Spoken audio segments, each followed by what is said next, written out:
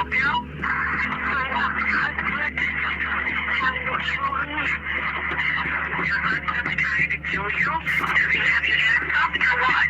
I'm asking you. I'm asking you.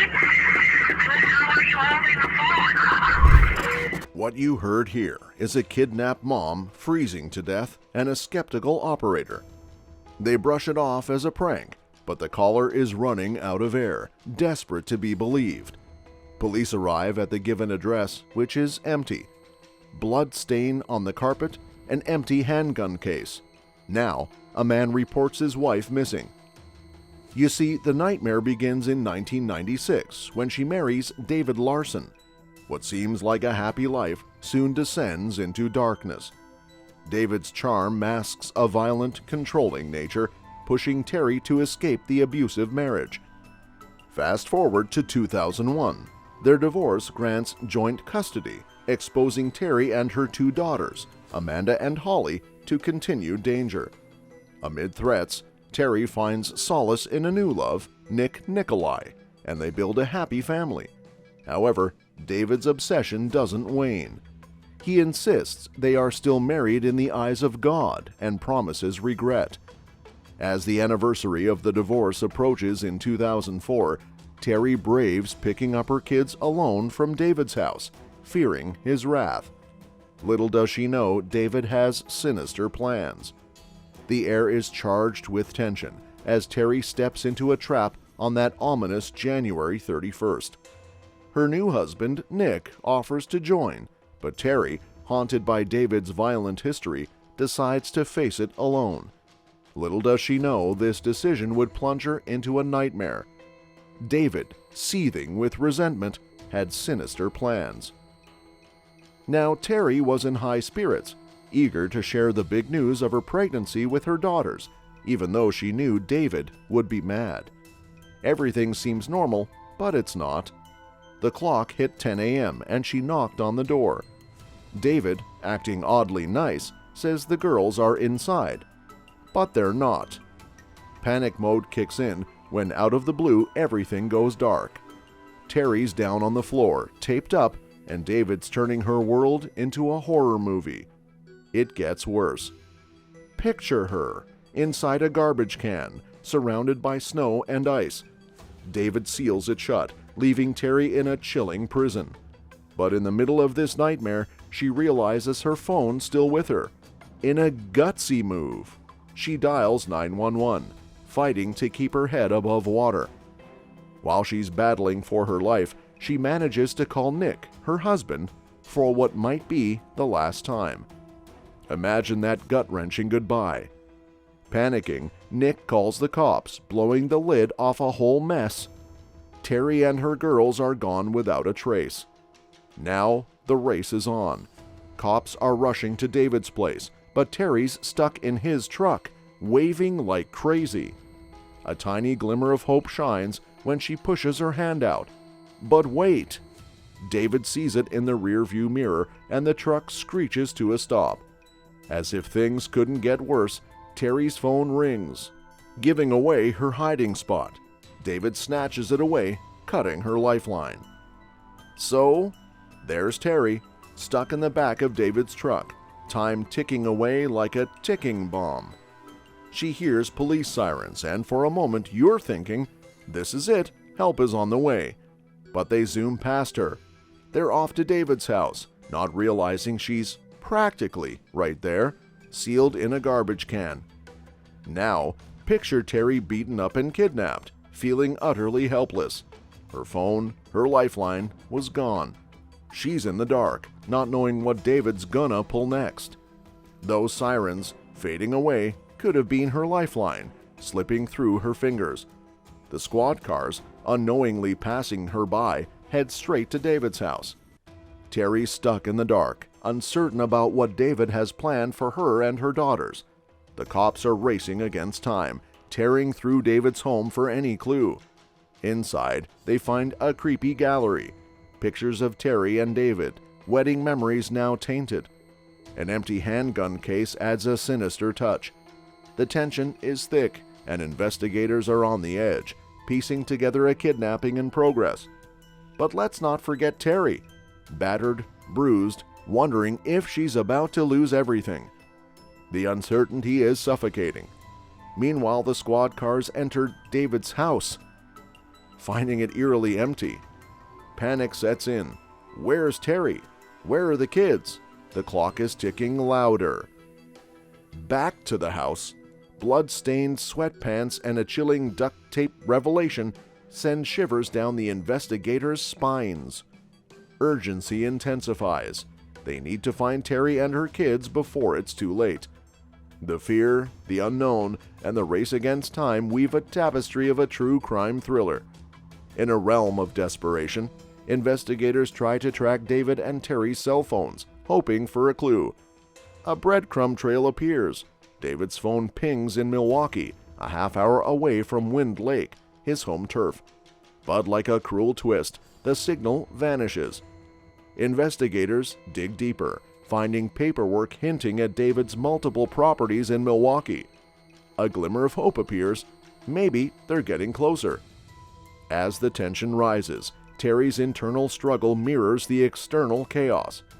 In David's truck, all she can think about is her daughter's safety. The truck grinds to a halt, and she hears her daughters playing outside.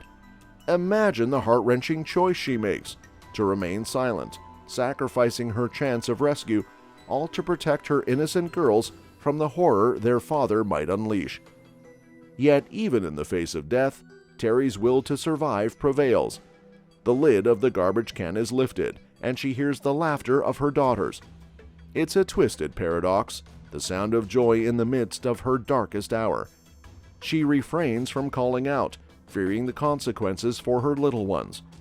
The clock ticks, the stakes rise, and Teri, entombed in this frozen nightmare, battles to breathe and claw her way to freedom. She's losing hope, wondering if David will return to finish the job. The chilling reality sinks in.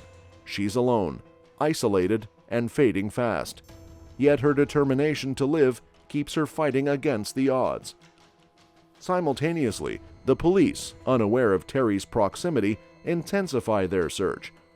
An Amber Alert shocks them as David nonchalantly shows up to work, driving the very truck they've been hunting. It's a surreal moment, the perpetrator carrying on with life as if a storm isn't brewing around him. Now, in the interrogation room, David's web of lies begins to unravel. Detectives play their cards strategically, armed with the damning evidence: Teri's 911 call, her bloody clothes found in his house. Now, throughout the interrogation, David's nerves start to unravel. The detective notices dark stains, Teri's blood. A jaw-dropping revelation unfolds as David's web of lies begins to crumble. He's caught in the act, and under the detective's relentless gaze, he changes his story. Now, he paints a bizarre picture of Teri attacking him with a hammer, pants down, in a twisted tale of self-defense. As the pressure mounts, David's lies grow more fantastical. He claims innocence, spinning a tale of fear and sudden violence. The detectives, smelling deception, press on, hoping he'll crack. Hours pass, and David reveals nothing that aids in finding Teri. Simultaneously, Teri's chilling ordeal persists.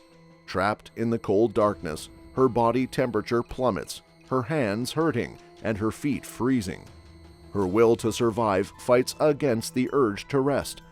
With every ounce of strength, she fights to stay awake, knowing that resting might seal her fate. The police, relentless in their pursuit, race against time. Teri's daughters, safe but unaware of their mother's plight, become a beacon of hope. David's lies weave a confusing web, but the investigators, armed with determination, cut through the deception. Now, David's lies catch up to him. Detectives, armed with evidence, debunk his self-defense tale in the chilling darkness of a storage unit. Police close in. The suspense tightens as they pry open the lid of a duct-taped garbage can, revealing a blood-stained baseball bat. Teri, on the brink of consciousness, hears the paramedics' voices, a lifeline in her darkest hour. As the detective opened the storage unit, shock and horror gripped him. Teri was curled up in a fetal position inside the garbage can. She had a large wound on her head, her eyes swollen shut, and her face a canvas of bruises. In the hospital, Teri, miraculously alive, fought for her life. David's merciless attack with a baseball bat had left her battered, tied up, and abandoned in freezing temperatures for almost 27 agonizing hours. Her body temperature plummeted dangerously low. Learning of their safety brought a wave of relief, yet a tragic loss loomed. She had suffered a miscarriage due to the brutality she endured. Her journey to recovery was fraught with challenges. To save her life, doctors amputated her toes, a small sacrifice in the grander scheme. Despite the physical and emotional toll, Teri focused on the positive. She was alive, her daughters were safe, and the worst was behind them. Teri's fight extended beyond her physical recovery. In court, she confronted David, reliving the trauma of her ordeal and the painful loss of her unborn child. The justice system, at times, seemed indifferent to her suffering, but Teri persisted. At the federal level, David was sentenced to life in prison, ensuring the safety of Teri and her family.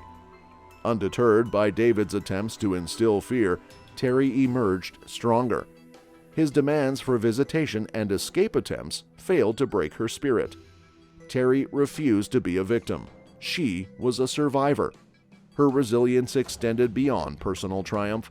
She became an advocate for domestic abuse survivors, sharing her story and fighting for legislative changes. Now life moved forward, and Teri embraced joy with her family, welcoming a baby boy with her husband Nick. Close with her daughters, now married, Teri's story became a testament to the strength that arises from adversity. In the end, she made it, emerging from the shadows of despair into a life worth living. Now, after going through the story, what do you guys think? Do drop your thoughts in the comment section, and we'll meet again in the next episode.